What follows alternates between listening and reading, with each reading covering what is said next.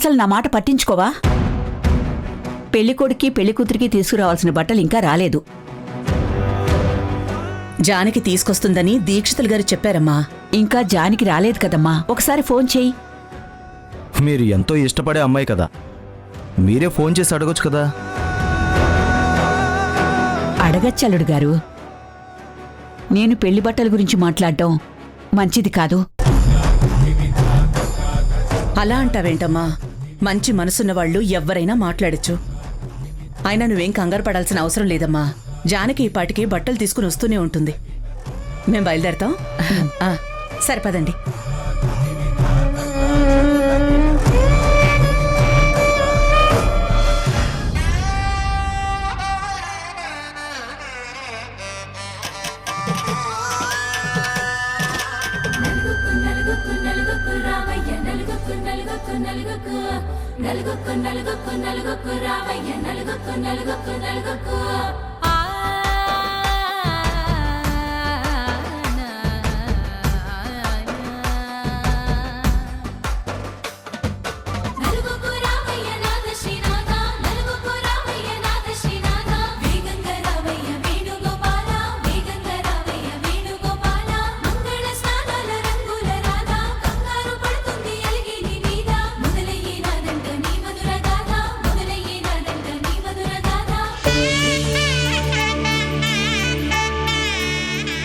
నువ్వేంటి ఇక్కడికి వచ్చావమ్మా?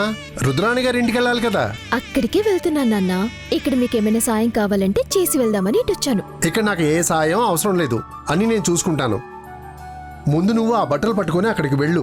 వాళ్ళు పెళ్లి బట్టలు కట్టుకుని ఇక్కడికి రావాలి. వెళ్తానులే నాన్న, ఎంతసేపట్లో వెళ్తాను? ముందు ఇక్కడికి రావాల్సిన సామాన్లన్నీ వచ్చినట్టే కదా. చెప్పాను కదమ్మా, అవన్నీ నేను చూసుకుంటాను. ముందు నువ్వు వెళ్ళు. ఈ రోజు ఈ పెళ్లిని ఎలాగైనా ఆపాలి. దక్షమ్మ పెద్ద కూతురే ఆ ఇంటి కోడలు కావాలి. కానీ ముందుగా ఈ విషయం ఎవరికి చెప్పాలి? ఎవరికి చెప్తే ఈ పెళ్లి ఆగుతుంది? సరే నాన్న, నా సాయం నీకు అవసరం లేదు అంటే నేను మాత్రం ఎందుకుంటాను? అలాగే వెళ్తాను.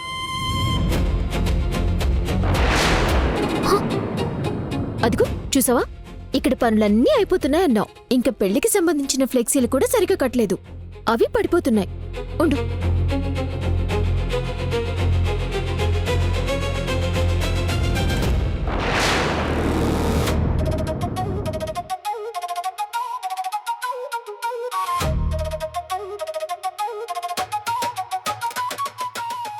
అమ్మ జానకి, నువ్వు ఆ ఇంటి మనవరాలు అమ్మా. బొబ్బిలి ఇంటికి కోడలుగా అడుగు పెట్టాల్సిన దానివి. మహారాణిలో ఉండాల్సిన నువ్వు ఆ ఇంటి పెళ్లిలో ఇలా పనులు చేస్తూ ఉంటే నాకు చాలా బాధగా ఉంది. నువ్వే దక్ష పెద్ద కూతురువని ముందు నీకే చెప్తాను.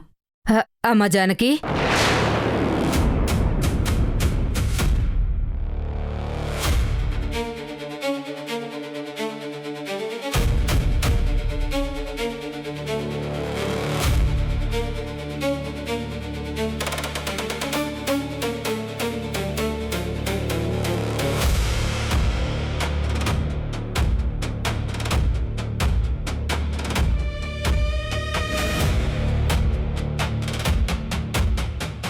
ఏంటి దుర్గమ్మ కొత్తగా చూస్తున్నావు?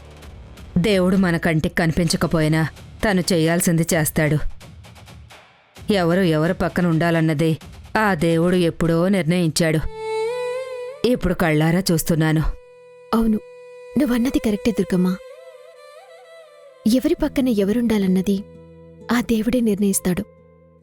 అయినా తెలిసిన పెళ్లి గురించి కొత్తగా మళ్ళీ మాట్లాడుకోవడమేంటి? అందరికీ తెలిసింది వేరమ్మా, కాని నువ్వు తెలుసుకోవాల్సింది కూడా ఒకటుందమ్మా.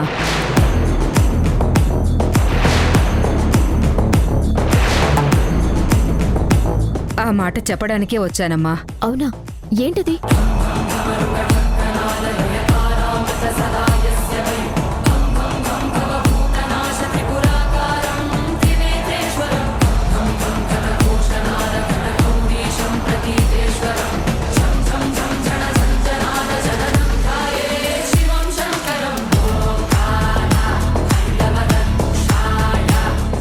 నిన్నే దుర్గమ్మ, ఏంటదని అడుగుతుంటే ఏదో ఆలోచిస్తున్నావేంటి? అది ఈరోజు సంగతి కాదమ్మా, 20 సంవత్సరాల క్రితం జరిగిన సంగతి. ఎన్నాళ్ళు నా మనసులో ఉన్న మాట ఇప్పుడు నీతో చెప్తున్నానమ్మా. అది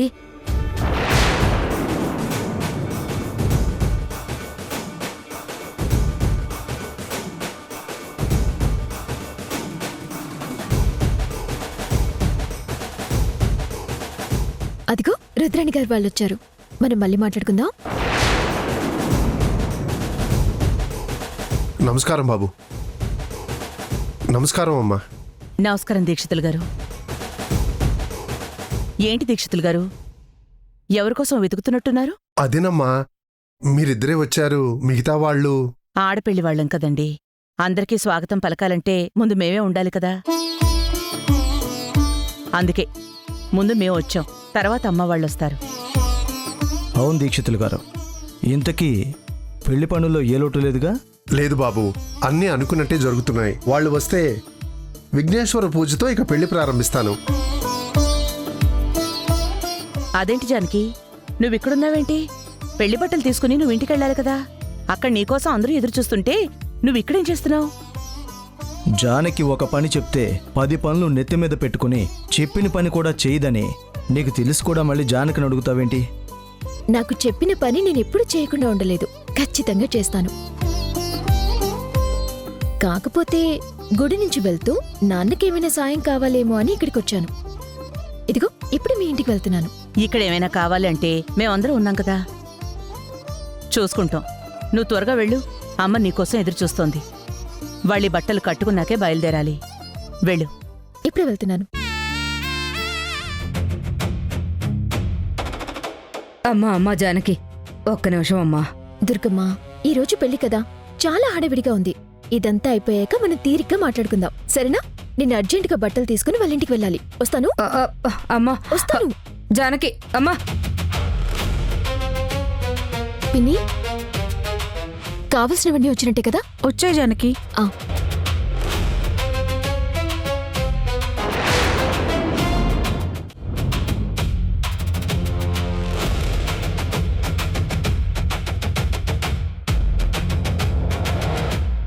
అమ్మా నమస్కారం. నమస్కారం దుర్గమ్మ. వచ్చావా? నువ్వు ఒక్కదానివే వచ్చావేంటి? మీ వాళ్ళెవరూ రాలేదా? అందరూ వస్తారమ్మా, కానీ నేను మీతో ఒక్క విషయం మాట్లాడాలమ్మా. చెప్పు దుర్గమ్మ. ఇదివరకు కూడా నాతో 2 సార్లు ఏదో విషయం చెప్పాలన్నావు. చెప్పు అనేసరికి నువ్వు ఏం లేదు అని వెళ్ళిపోయావు. మళ్ళీ ఇప్పుడు అదే అంటున్నావు. ఇంతకీ ఏంటది? అది చెప్పు. అదేనమ్మా.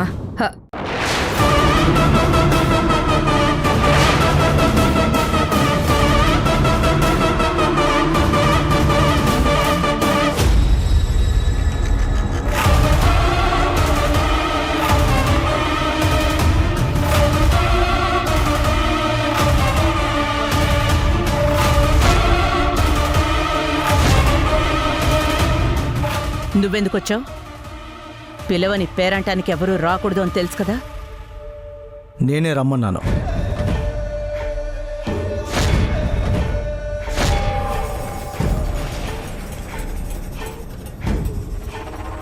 రుద్రాణి పిలవకుండా రావడానికి వాడేం కూటికి గతిలేనివాడు కాదు. నేను పిలిస్తేనే వచ్చాడు. వీళ్ళ నీడ కూడా ఇక్కడ పడకూడదు అని నేను చెప్పాను కదా. మరి రమ్మని మీరెందుకు పిలిచారు? అంటే మీ బంధాన్ని మీరు నిలబెట్టుకుంటూ మన బంధం మధ్యలో గోడ కట్టాలనుకుంటున్నారా? వదిన గారు, మీ అభిమానాన్ని పొందాలని మేము అనుకుంటున్నాం, కానీ మీ కోపాన్ని మేము ఎప్పుడూ భరించలేం. నీ నక్క వినయాలు ఆపు. ఇంకా నా దగ్గర నటించుకో. నువ్వు చేసిన పనికి నేను ఎప్పటికీ క్షమించను. నువ్విక్కడ ఉండడానికి వీల్లేదు. మర్యాదగా ఇక్కడి నుంచి వెళ్ళు. అది కాదు వదిన గారు, ఇంతకీ నేను ఎందుకు వచ్చానంటే నీ మాట వినే ప్రసక్తే లేదు అని చెప్పాను కదా. పచ్చని పందిట్లో చిచ్చు పెట్టే నీలాంటి వాళ్ళు ఇక్కడ ఉండడానికి వీల్లేదు. మర్యాదగా వెళ్తావా, మనుషుల్ని పెట్టి గెంటించమంటావా? ముందు నేను చెప్పేది విను. నా తమ్ముడు చేసింది తప్పే, కానీ అది నా కూతురు గురించి చేశాడు. అందుకు వాణ్ణి క్షమించొచ్చు. ఈ రోజు వాడిక్కడ ఉండటం చాలా ముఖ్యం. అందుకే పిలిచాను, కానీ అభిమానంతోనో బంధాన్ని కలుపుకోవాలనో కాదు. సాయం కోసం పిలిచిన మనిషిని అవమానించటం మంచిది కాదు. సాయమా? దేనికి సాయం? మనకి సాయం చేసే అంత ధైర్యం మీ తమ్ముడి దగ్గరుందా? అంటే మనం పిరికి వాళ్ళమా? అయినా ఇక్కడ ఏం జరుగుతుందని మీ తమ్ముడు సాయం కోరుతున్నారు? చూడు రుద్ర, శత్రువుకు ఎదురు వెళ్ళటం రాచరికమే. నేను కాదన్నా, కానీ శత్రువు ఏ వైపు నుంచి దాడి చేస్తాడో తెలుసుకుని అన్ని వైపులా సైన్యాన్ని మోహరించటం యుద్ధనీతి. అది మర్చిపోకు. ఇక్కడ జరుగుతున్నది కళ్యాణమే కావచ్చు, కానీ కత్తులు దూయడానికి ఆదిత్యవర్ధన్ సిద్ధంగా ఉంటాడు. కళ్యాణ మండపంలో కల్లోలం సృష్టించడానికి తన ప్రయత్నం తాను చేస్తూనే ఉంటాడు. ఆ ప్రయత్నం ఎట్నుంచి వస్తుందో మనకు తెలియదు కదా. ఎటు నుంచొచ్చినా మండపం ముందుకే రావాలి కదా. అడ్డుపడ్డానికి నేనున్నాను. నీ ధైర్యం గురించి నేను తప్పు పట్టడం లేదు, కానీ మన బలగాన్ని కూడా మనం చుట్టూ రక్షణగా ఏర్పరచుకోవాలి. ఆదిత్యవర్ధన్ ఒంటరిగా రాడు. ఊరు మొత్తాన్ని వెంట పెట్టుకుని వచ్చాడనుకో, మనం కూడా సిద్ధంగా ఉండాలి కదా. కళ్యాణం జరిపించాలి అంటే కంచుకోట లాంటి వాళ్ళని ఏర్పాటు చేయాలి. అందుకే నా తమ్ముని సహాయం కోసం అడిగాను. ఇందులో నీకు అభ్యంతరం ఉంటే వాణ్ణి వెళ్ళిపోమను. తర్వాత ఏం జరిగినా చేయగలిగేదేమీ ఉండదు. అంటే మనం చేతగాని వాళ్ళము, మీ తమ్ముడు మాత్రమే ఇక్కడ గొప్పవాడు అని ఇక్కడ చెప్పాలనుకుంటున్నారా? అది కాదు వదిన. మీరు పెళ్లి పనుల్లో ఉంటారు, అందరూ పెళ్లి జరుగుతుందని ఆనందంలో ఉంటారు. నేను మాత్రం తీగ కన్నుతో కాపలా కాస్తాను. ఆదిత్య కదలికలను కనిపెడతాను. నిజంగా గొడవ పెట్టడానికి వస్తే మండపం ముందు కూడా రానివ్వకుండా నా మనుషులతో అడ్డుపడతాను. నన్ను నమ్మండి వదినా. సరే, ఇదే నీకిచ్చే చివరి అవకాశం. మళ్ళీ తప్పు జరిగిందో జీవితంలో నిన్ను క్షమించడం అంటూ ఉండదు. రే, నువ్వు రారా.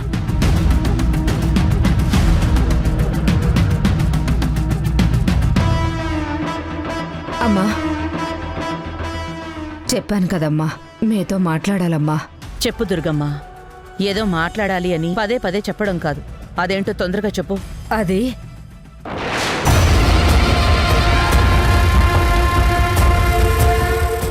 ఇక్కడ కాదమ్మా, ఇది నలుగురిలో చెప్పేది కాదు. మీరు ప్రశాంతంగా వినాలి. విన్నాకే ఇక్కడ జరగాల్సింది అంతా జరగాలి. దయచేసి మీరు పక్కకు రండమ్మా. రండి, రండమ్మా.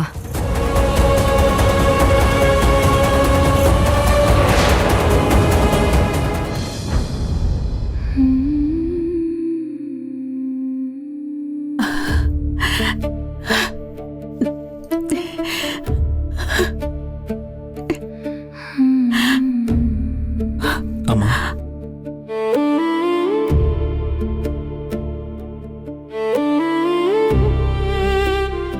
ఏంటమ్మా, పెళ్లి రోజు ఆనందంగా ఉండాలి కానీ ఇలా కన్నీళ్ళు పెట్టుకుంటున్నావేంటి? ఇవి బాధ వల్ల వచ్చే కన్నీళ్లు కాదురా, ఆనందంతో వస్తున్నాయి. ఇన్ని సంవత్సరాలుగా నేను ప్రతిరోజు దేవుణ్ణి కోరుకునేదొక్కటే, నా కూతురికి నేనిచ్చిన మాట నిలబడాలి, తన కూతురు నా ఇంటి కోడలు కావాలి. ఈ భార్యాభర్తల మీద నా చేతులతోనే అక్షంతలు వేసి నా కూతురు ఫోటో వైపు చూస్తూ, అమ్మా, నీ ఊపిరి ఆగిపోయే ముందు నేను నీకిచ్చిన మాట నిలబెట్టుకున్నాను అని చెప్పాలి. ఇక ఈ ఊపిరి ఆగిపోయినా నాకు బాధ లేదు, నీ దగ్గరికి నేను వచ్చేస్తాను అని సంతోషంగా చెప్పాలనుకున్నాను. ఆ గడియ కోసం నా ప్రాణాలు నిలబెట్టు తండ్రి అని ప్రతిరోజు ఆ దైవాన్ని కోరుకున్నాను. ఆ రోజు వచ్చింది. ఇంకొన్ని క్షణాల్లో మీ పెళ్లి జరగబోతోంది. కాని ఆ 3 ముళ్ళు పడే వరకు ఎక్కడా ఎలాంటి ఆటంకం రాకుండా ఉండాలని, ఆ ఆదిత్య ఎలాంటి ప్రయత్నం చేయకూడదని దక్షిని కోరుకుంటున్నాను. ఎందుకమ్మా అంత భయపడతావు? మావికి నేను ముందే చెప్పాను, కళ్యాణం చూడాలి అనుకుంటే తప్పకుండా రావచ్చు, ఆపాలి అనుకుంటే మాత్రం మా ఇంటికి శత్రువు అవుతావు అని. తన కూతురు మన దగ్గరుందన్న కోపంతో ఉన్నారేమో కానీ మన ఇంట్లో భూమి బాధపడుతుందని మావయ్య అనుకోరు. నువ్వు ఇంక భయపడాల్సిన అవసరం ఏం లేదమ్మా.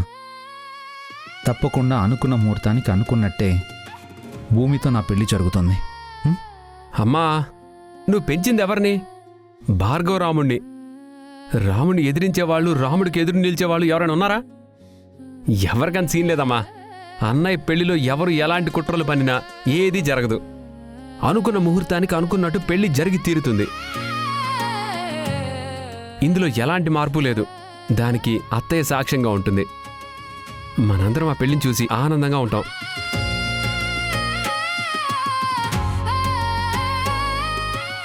వచ్చావమ్మా? ఈ బట్టల కోసమే ఎదురు చూస్తున్నాను. తీసుకొచ్చావా? ముందు వీడి బట్టలు వీడికిచ్చేసేయ్.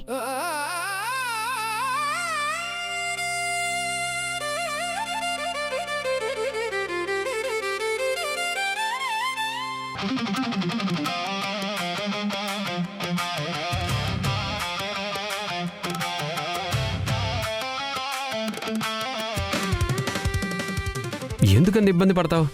ఆ దారాన్ని తెంపేస్తే సరిపోతుంది కదా. నోరు మీరా. అవి పెళ్లి బట్టలు. వాటిని తెంపేయాలి, చింపేయాలి అనకూడదు. అయినా ఆ దారం గాజుకెలా ఇరుక్కుంది? నేనేమైనా కావాలని చేశానా? అక్కడి నుంచి చేత్తో పట్టుకుని తీసుకుని వస్తున్నాను. మధ్యలో గాలికి ఇక్కడ చిక్కుపడినట్టుంది. వచ్చేస్తుంది. ఉండు, నేను ట్రై చేస్తాను.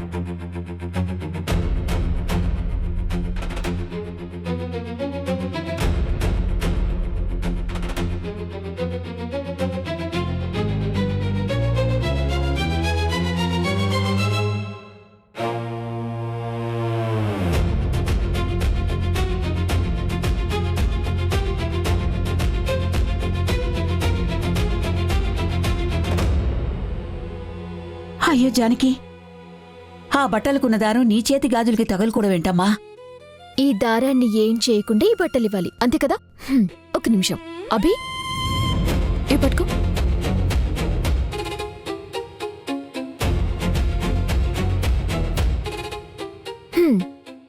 వెళ్ళి మీరు తిని కట్టుకోండి. పెళ్ళైన తర్వాత ఆ గాజు సంగతి తర్వాత ఆలోచిద్దాం. అంటే ఏంటి?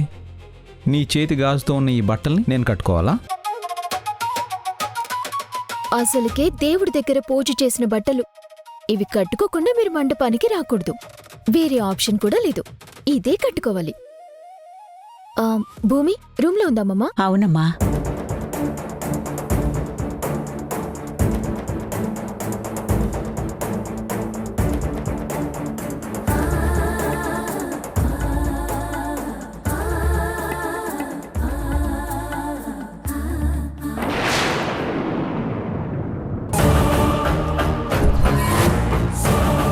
జానకి నా కూతురు అన్న నిజం తెలిసింది నీ ఒక్కదానికే కదా.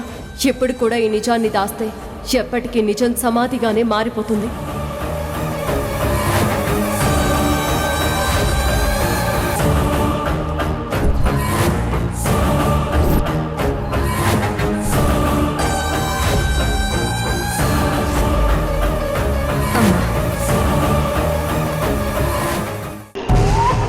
ఒక పక్కన పెళ్లి హడావుల్లో నేనుంటే మాట్లాడాలి అని చెప్తున్నావు. అది అక్కడే మాట్లాడొచ్చు కదా.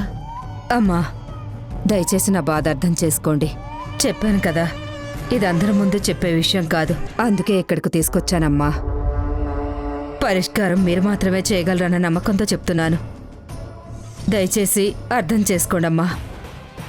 సరే, మరీ అంత అవసరమైతే పెళ్ళయ్యాక మాట్లాడుకునేవాళ్ళం కదా. ఈ పెళ్లి జరగకూడదనే కదమ్మా నేను మీతో మాట్లాడతానంటుంది.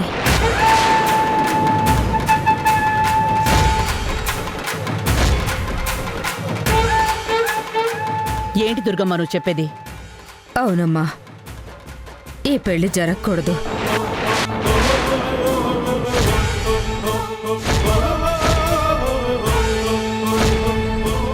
ఎందుకంటే అసలు జరగాల్సిన పెళ్లిది కాదమ్మా.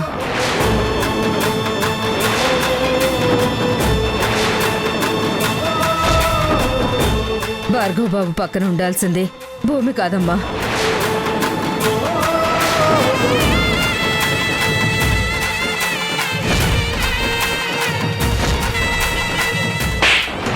ఓంకార ఘోర హూంకార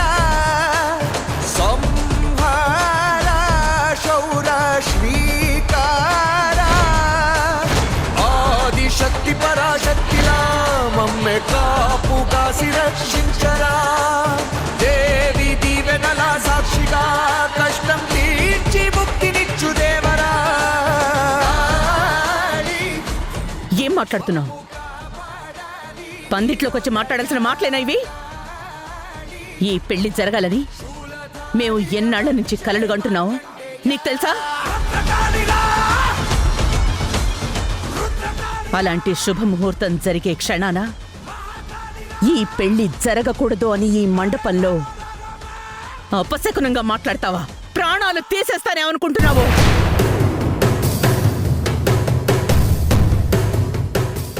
ఇంతకీ నేను చెప్పాలనుకునేది ఏంటంటే ఏంటి దుర్గమ్మ ఇంకా నువ్వు చెప్పేది?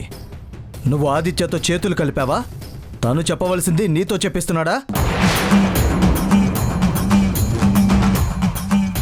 ఈ పెళ్లి ఆపడానికి సామ దాన భేద దండోపాయాల్ని ఏదో రకంగా ఉపయోగిస్తాడని మాకు తెలుసు.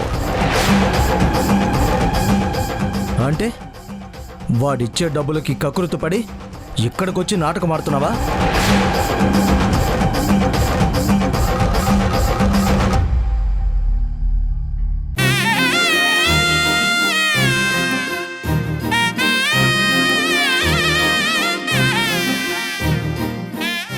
సరే సరే, సమయం అవుతుంది, లోపలికి పదండి.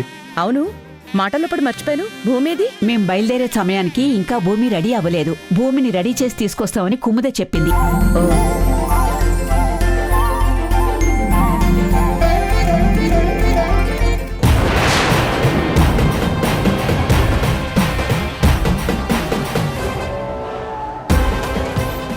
ఇదేంటి కుముదా, నువ్వు ఒక్కదానివే వచ్చా? భూమి ఏది?